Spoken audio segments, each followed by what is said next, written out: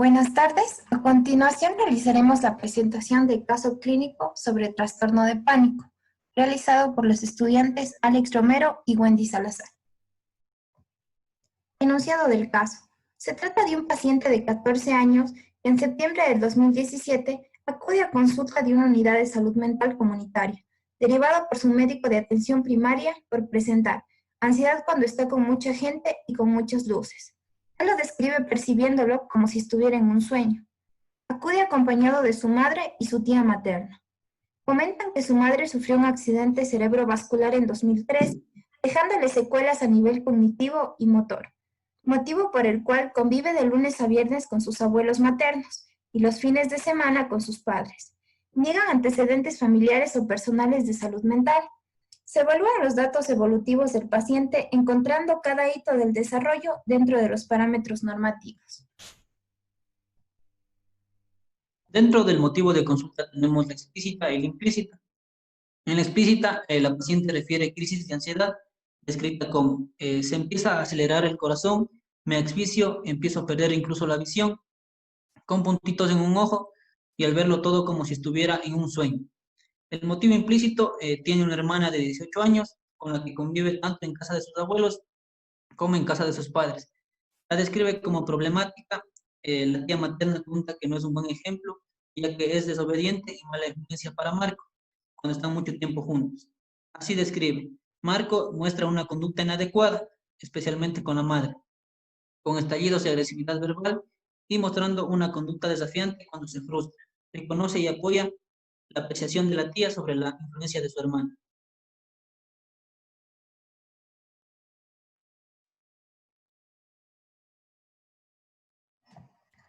En cuanto al examen psiquiátrico, se puede mencionar que en la inspección general el paciente se presenta consciente y orientado en sus tres esferas. Su forma de relación es buena y colaborativa. Su expresión y lenguaje es fluido y adecuado al contexto. Su estado de conciencia es lúcido. En cuanto a la atención, presenta fijación sobre los objetos del consultorio. En cuanto a la conducta motora, acude a su tía materna como estímulo de seguridad. En cuanto a su comportamiento, presenta evitación y autoobservación excesiva. Las alteraciones del sueño mencionan en el caso que no están presentes. En cuanto a la afectividad, la paciente presenta buena resonancia afectiva. En lo que respecta a pensamiento y su expresión, se encuentra eutímico. No presenta síntomas de desánimo o tristeza. Con respecto al contenido del pensamiento, el procesamiento automático de las situaciones externas que se valoran como amenazantes, interpretaciones catastrofistas de los síntomas. Finalmente, el juicio, donde la paciente tiene conciencia de su sintomatología y por ende de su problema.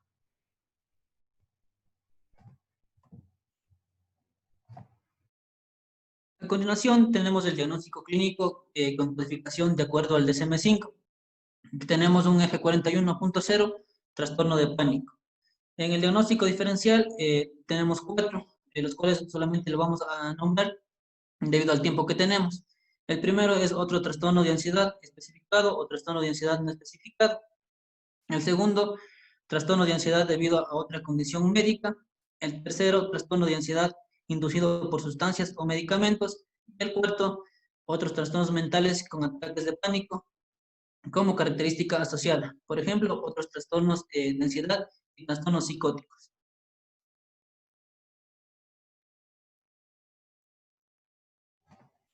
De igual forma, mencionaremos los criterios diagnósticos a partir del caso planteado de acuerdo al DSM-5, dentro de los cuales es importante mencionar que los 4 criterios se han cumplido. Sin embargo, vamos a mencionar los 4 factores más significativos del caso. Inquietud o preocupación continua acerca de otros ataques de pánico o de sus consecuencias, por ejemplo, pérdida de control, tener un ataque al corazón o volverse loco. Segundo, un cambio significativo de mala adaptación en el comportamiento relacionado con los ataques. Ejemplo, comportamientos destinados a evitar los ataques de pánico, como evitación del ejercicio o de las situaciones no familiares. Tercero, la alteración no se puede atribuir a los efectos fisiológicos de una sustancia. Ejemplo, una droga, un medicamento, ni a otra afección médica, como hipertiroidismo o trastornos cardiopulmonares. Por último, la alteración no se explica mejor por otro trastorno mental. Por ejemplo, los ataques de pánico no se producen únicamente en respuesta a situaciones sociales temidas, como en el trastorno de ansiedad social, ni tampoco en respuesta a objetos o situaciones fóbicas concretas, como en la fobia específica. O por último, en la respuesta a obsesiones, como en el trastorno obsesivo compulsivo.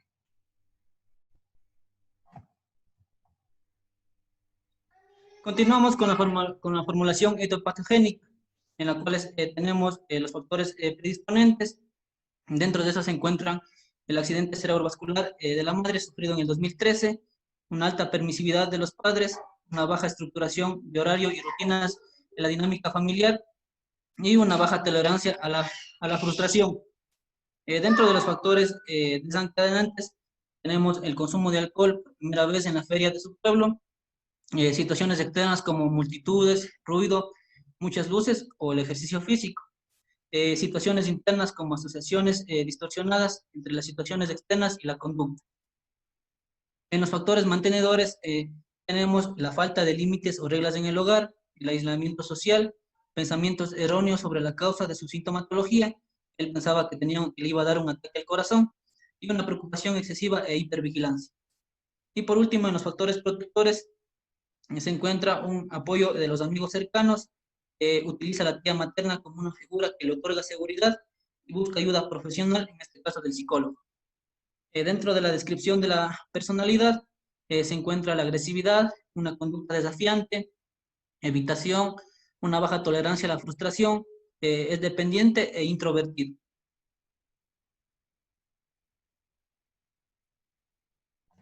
En cuanto a los objetivos planteados dentro de este caso, se encuentran los objetivos a corto plazo, dentro de los cuales podemos mencionar que se busca conceptualizar la sintomatología que presenta el paciente para su explicación y comprensión, adquirir la sensación de responsabilidad y control del trastorno, establecer límites dentro del hogar con la finalidad de mejorar la conducta de Marco, desarrollar un estilo de crianza autoritativo y democrático, reducir y prevenir problemas de conducta mediante educación positiva dentro del hogar.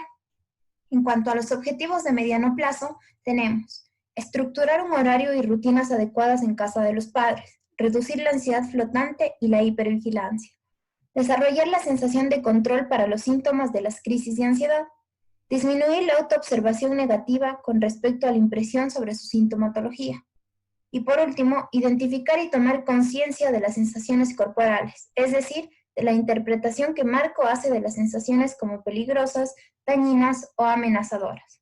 Finalmente, en relación a la sintomatología a largo plazo, se buscará eliminar la asociación entre determinados estímulos, como por ejemplo la multitud, el ruido, las luces o el ejercicio físico.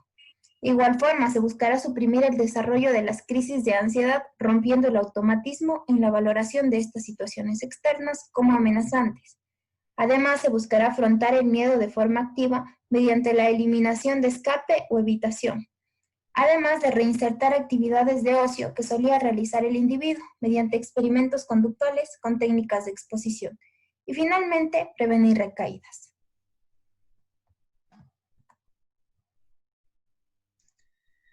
Dentro del modelo psicoterapéutico y técnicas que se emplearán, hemos escogido el modelo cognitivo-conductual. Las técnicas que vamos a utilizar a corto plazo son las técnicas de psicoeducación y el autorregistro.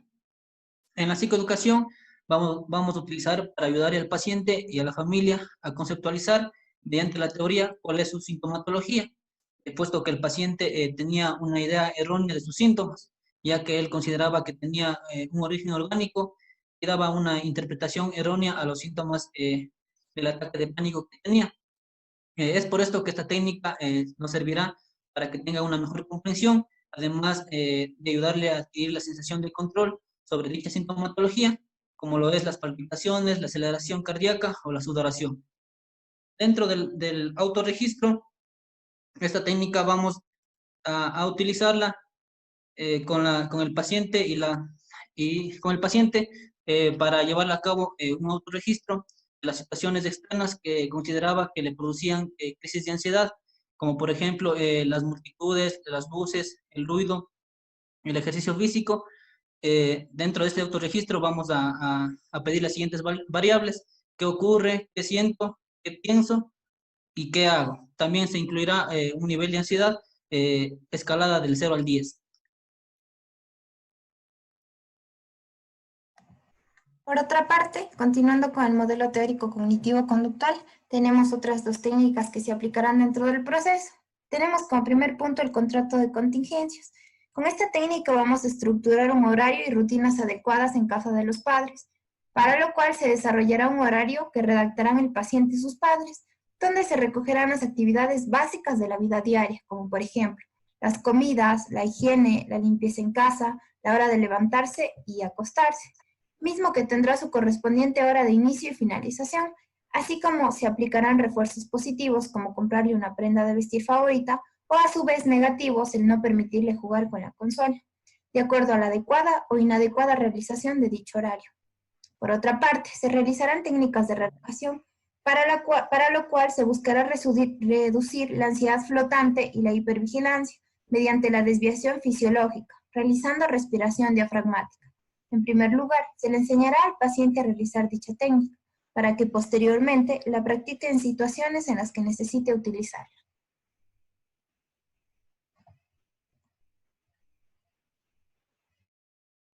Finalmente, dentro de las técnicas a largo plazo, siguiendo el modelo cognitivo-conductual, tenemos la reestructuración cognitiva y la exposición en vivo. Dentro de la reestructuración cognitiva, vamos a buscar eliminar la asociación entre estímulos como las multitudes, el ruido y las luces, rompiendo el automatismo en la valoración de estas situaciones externas como amenazantes que presenta el paciente, para lo cual vamos a utilizar la reestructuración cognitiva en aquellos pensamientos distorsionados que hemos recogido en los autorregistros aplicados anteriormente. Para esta técnica nos vamos a ayudar en una tabla con los pensamientos que el paciente había registrado y enfrente vamos a ir colocando preguntas para que el paciente conteste a las cuestiones, como puede ser: ¿qué pruebas tengo de que este pensamiento es cierto? ¿O qué pruebas tienes de que este nuevo pensamiento es cierto? Dentro de la exposición en vivo, con esta técnica vamos a buscar afrontar el miedo del paciente, eliminando la conducta de escape-evitación, para lo cual vamos a usar las técnicas antes mencionadas de forma jerarquizada y planificada. De igual forma, nos ayudaremos del registro de situaciones descritas anteriormente, comenzando por aquellas que presentan en la escala de valoración de la ansiedad y tomando también las puntuaciones más bajas. De igual manera, vamos a recoger los apartados hechos en el autorregistro de qué ocurre, qué siento o qué pienso. Y posteriormente le pediremos al paciente que de manera progresiva se exponga a aquellas situaciones en las que les va produciendo una menor ansiedad hasta las que le producen una mayor ansiedad. En cuanto a los apartados mencionados, se procederá a reforzar las técnicas anteriormente ya mencionadas para lograr que la técnica de exposición tenga éxito.